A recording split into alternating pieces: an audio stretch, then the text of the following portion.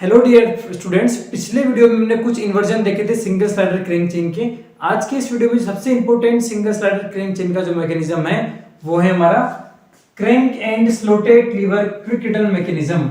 ये सबसे इंपॉर्टेंट है और इससे काफी बार क्वेश्चंस पूछे जाते हैं, तो इसको हम लोग आज इस लेक्चर में डिस्कस करने वाले हैं। तो basically crank and slotted liver mechanism कैसे काम करेगा और इसका यूज कहाँ है, तो इसका यूज है शेपिंग मशीन, जो शेपर मशीन होती है, स्लोटिंग मशीन जो होती है। आप जाते हैं जहां पर आरा मशीन जहां लकड़ी करती है, वहां पर क्या होता है, वो कटिंग आगे जाती है, कटिंग करती है फिर वापस आती है, कटिंग करते फिर वापस आती है।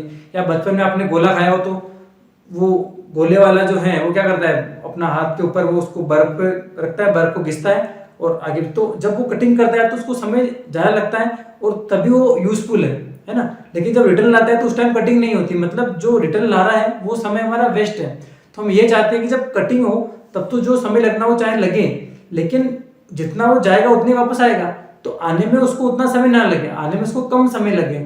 उस चीज को करने के लिए हमने क्या करा, एक ऐसा मैकेनिज्म बनाया जिसको हमने बोला क्विक रिटर्न मैकेनिज्म, मतलब रिटर्न वापसी अच्छी हो।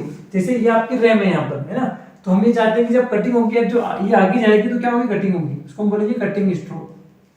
जब रेम आगे जाएगी तो कटिंग होगी, ये कटिंग, ये काटेगा, टूल है ये काटेगा, तो ये कटिंग स्ट्रोक। और जब ये वापस से इधर आएगी तो होगा हमारा रिटर्न स्ट्रोक, रिटर्न स्ट्रोक। तो हम क्या चाहते हैं कि कटिंग स्ट्रोक जो हो वो टाइम ले उतना तो ले, लेकिन जो रिटर्न स्ट्रोक हो वो काफी तेज हो। तो उसको करने के लिए हमने एक पूरा मैकेनिज्म तैयार किया, उसी को हमने बोला crank and slotted lever quick return mechanism. अब समझते हैं इस डायग्राम को।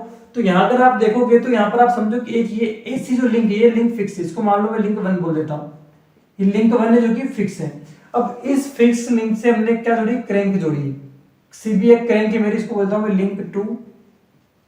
ये क्रैंक है, क्रैंक है मतलब वो 360 घूम सकती है, ठीक है। मतलब ये यहाँ पर है, जब ये क्रैंक इधर आएगी, ठीक है, तो यहाँ पर आ सकती है वो, और जब ये क्रैंक इधर जाएगी तो वो यहाँ पर आ सकती है। तो अभी ये बी है तो मैं बोल देता हूँ इसकी एक्सट्रीम कंडीशन यहाँ पर मान लो B1 हो गई, और जब ये क्रैंक यहाँ पर जाएगी तो इसको मैं B2 बोल देता हूँ। अब इस क्रैंक के साथ आपने क्या स्लाइडर जोड़ दिया, ये स्लाइडर जोड़ दिया, एक स्लाइडर है, ठीक है, मतलब क्रैंक घूमेगी तो स्लाइडर भी घूमेगा। तो इस स्लाइडर को बोल देता हूँ मैं लिंक 3। लिंक 3 मेरा है स्लाइडर, लिंक 2 हो गई मेरी क्रैंक, ठीक है। अब ये स्लाइडर जो है ये लगा हुआ है स्लोटेड बार के अंदर। एक स्लोटेड बार है मतलब एक बार है जिसके अंदर स्लोट कटा हुआ है, और स्लोट के अंदर ये पिस्टन या स्लाइडर लगा हुआ है। तो ये जो है मेरी, ये हो गई मेरी लिंक 4 है, जो क्या है मेरा स्लोटेड बार, ये मेरी स्लोटेड बार। तो होगा क्या कि स्लोटेड बार जो है इसके अंदर स्लाइडर लगा हुआ है, जैसे क्रैंक घूमेगी तो मेरा स्लाइडर भी घूमेगा और स्लोटेड बार भी घूमेगी। जब स्लोटेड बार यहाँ होगी तो ये P1 है जो P1 पे आ जाएगा, एक्सट्रीम कंडीशन। अब P1 से चलना स्टार्ट हुई, जब आगे जाएगी, जब ये P1 आगे बढ़ेगी तो इस P1 जो P है, जो आपका P है लीवर है, लीवर को मैंने जोड़ दिया है कनेक्टिंग रोड से। ये कनेक्टिंग रोड है और कनेक्टिंग रोड जुड़ी है मेरी रेम से, मतलब अगर बार आगे बढ़ेगी तो मेरा रेम भी आगे बढ़ेगी, और रेम आगे बढ़ेगी तो कटिंग करेगी, बहुत ऑब्वियस बात है। मतलब जब मैं P1 से इस एक्सट्रीम कंडीशन से मैं जब P2 पे जाऊंगा, मान लो ये P2 है, ठीक है, ये P था, तो ये जब P1 से P2 जाएगा तो क्या होगा, कटिंग होगी, ठीक है। तो ये जो जब P1 स्लोटेड बार मेरी है तब मेरी क्रैंक यहाँ होगी, जैसे मेरी क्रैंक घूमना स्टार्ट होगी मेरी बार भी घूमना स्टार्ट होगी और आगे कटिंग होगी। तो B1 से लेकर ये जो B1 था, B1 से CB1 से जब मेरी जो क्रैंक है वो CB2 तक जाएगी, मतलब P1 से P2 तक जाएगी, तब तक मेरी कटिंग होगी। तो उसको मैं बोलता हूँ, मान लो ये बीटा एंगल इसने ट्रेवल किया, ठीक है, मतलब कटिंग एंगल जो है बीटा एंगल, मतलब बीटा एंगल तक इसने ट्रेवल किया। और जब ये क्या होगी, वापस आएगी तो ये B2 से CB2 से CB1 आएगी, ठीक है। तो ये जो आप देख सकते हैं यहाँ पर, ये जो है मेरा, उसको बोलता हूँ मान लो मैं अल्फा एंगल है। तो अल्फा मेरा जो है वो है रिटर्न आने का एंगल है, और बीटा जो है मेरा वो कटिंग करने का एंगल है। आप देख सकते हैं यहाँ पर अल्फा छोटा दिख रहा है हमको एज कंपेरेटिव टू बीटा। इसका मतलब क्या है कि बीटा कहीं ना कहीं हमको ज्यादा समय लग रहा है कटिंग करने में, और आने में, रिटर्न आने में कम समय लग रहा है। तो बीटा हो गया मेरा कटिंग एंगल और अल्फा हो गया रिटर्न एंगल, ठीक है। तो ये हमारा हो गया। तो आपको उसका स्ट्रक्चर समझ में आ गया होगा कि ये क्रैंक क्या करेगी, ये क्रैंक के स्लाइडर से लगी हुई है। जब ये स्लाइडर रोटेट करेगा तो लीवर भी रोटेट करेगा, और लीवर रोटेट करेगा तो हमने ऐसा मैकेनिज्म तैयार किया कि ये P1 से जब P2 तक जाएगा तो कटिंग होगी, और जब P2 से वापस P1 आएगा तो मेरा क्या होगा, वो रिटर्न आएगा, कटिंग कोई नहीं होगी। तो ये आगे बढ़ेगा, रेम आगे बढ़ेगी, रेम आगे बढ़ेगा तो कटेगी। तो जितना P1 P2 ट्रेवल करेगा उतना ही मेरा R1 R2 ट्रेवल करेगा। सिंपल सी बात है, जितना ये आगे बढ़ेगा, जितना ये आगे बढ़ेगा, जितना ही मेरा ये आगे बढ़ेगा। मतलब बोल सकता हूं मैं कि P1 और जो P2 है वो इक्वल टू है मेरे R1 और R2 के, R1 और R2 के। P1 P2 इक्वल टू है मेरे R1 और R2 के। आइए अगर हम देखते हैं यहाँ पर टाइम ऑफ कटिंग स्ट्रोक, तो time of cutting stroke, time of cutting angle, अगर हम लोग रेशियो निकालें और time of return angle, return angle, तो क्या होगा मेरा कटिंग एंगल कौन सा है, बीटा है, तो बीटा, और रिटर्न एंगल कौन सा है मेरा, अल्फा, तो बीटा अपॉन अल्फा होगा। अब सिंपल सी बात है कि पूरा 360 है, तो इसको मैं क्या लिख सकता हूँ, इसको लिख सकता हूँ या तो 360 माइनस अल्फा अपॉन अल्फा, या फिर बीटा अपॉन 360 माइनस बीटा। तो कुछ भी अगर आपके पास इंफॉर्मेशन कोई एक एंगल है तो आप दूसरा एंगल आसानी से निकाल सकते हैं। अब हमको इसका एक डेरिवेशन करना है ना। अगर हमको अब यहाँ पर लेंथ ऑफ स्ट्रोक निकालना है, तो लेंथ ऑफ स्ट्रोक हम लोग कैसे निकालेंगे वो देखते हैं। तो लेंथ ऑफ स्ट्रोक क्या होगी यहाँ पर, मतलब जो R1 से R2 है, मतलब यहाँ से P1 से जब ये R1 से R2 है, ये तो लेंथ ऑफ स्ट्रोक है, मतलब यहाँ से यहाँ पहुंचेगा तो मेरी कटिंग पूरी हो जाएगी। तो लेंथ ऑफ स्ट्रोक को बोल सकता हूँ R1 R2, ठीक है। अब R1 और R2 कितना लेंथ होगी, जितनी मेरी P1 से P2 की लेंथ होगी, क्योंकि ये चल तो ही रहा है ना ऐसा, तो जितना P1 और P2 जो क्या होगा R1 R2 के बराबर होगा। और हम ये भी जानते हैं कि P1Q और QP2 दोनों बराबर होंगे, ठीक है, क्योंकि ये सेंटर में है, मतलब ये आधा हिस्सा ये है। तो क्या मैं इसको लिख सकता हूँ P1 P2 को 2P1Q, मतलब 2 गुना, इसलिए 2P1Q मैंने लिख दिया, इसको 2P1Q लिख दिया।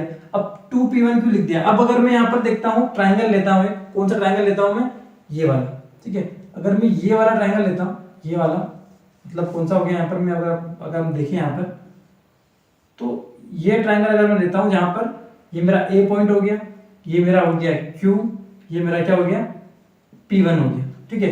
अब यहाँ पर एंगल लेके देखो ये पूरा कितना है, अल्फा है, ये मेरा अल्फा है, तो इसका आधा जो है ये पूरा अल्फा है, ठीक है। तो इसका आधा कितना होगा, अल्फा बाई 2, ये तो ऑलरेडी 90 डिग्री है, ठीक है। ये कितना हो जाएगा मेरा 90 माइनस अल्फा बाई 2, तो ये 90 माइनस अल्फा बाई 2 है, मतलब यहाँ पर जो एंगल है वो कितना है 90 माइनस अल्फा बाई 2 है, ठीक है। ये तो मेरा 90 है।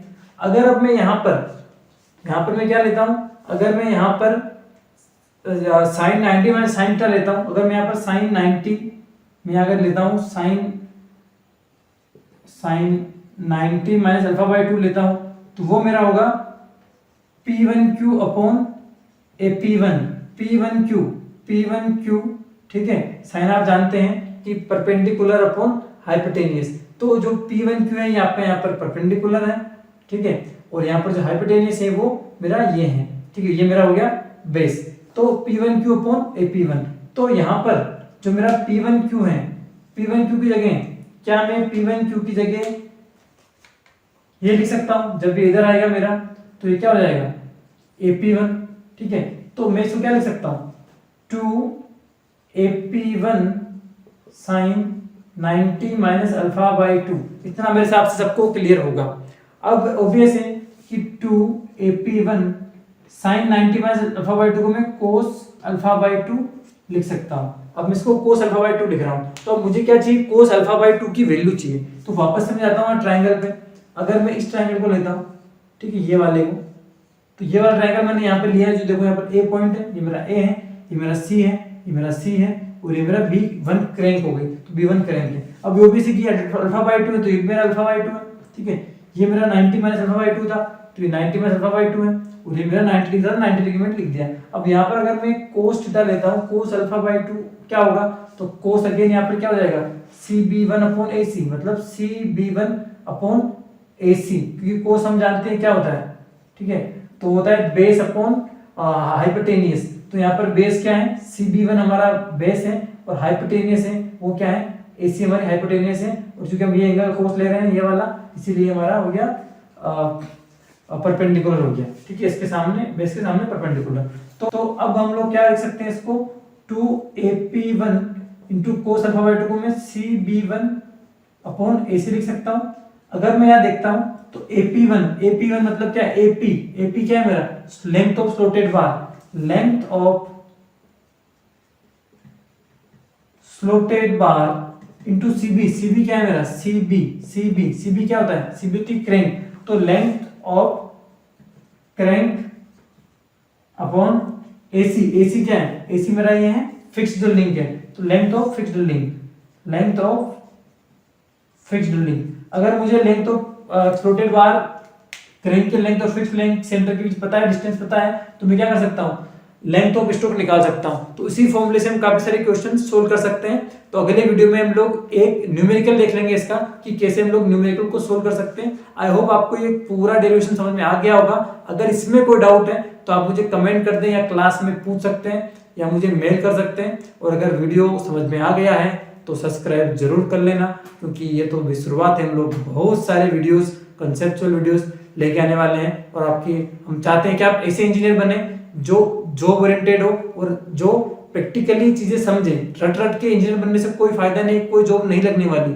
जॉब तभी लगेगी जब आपको नॉलेज होगा, स्किल होगी और आपका माइंडसेट होगा।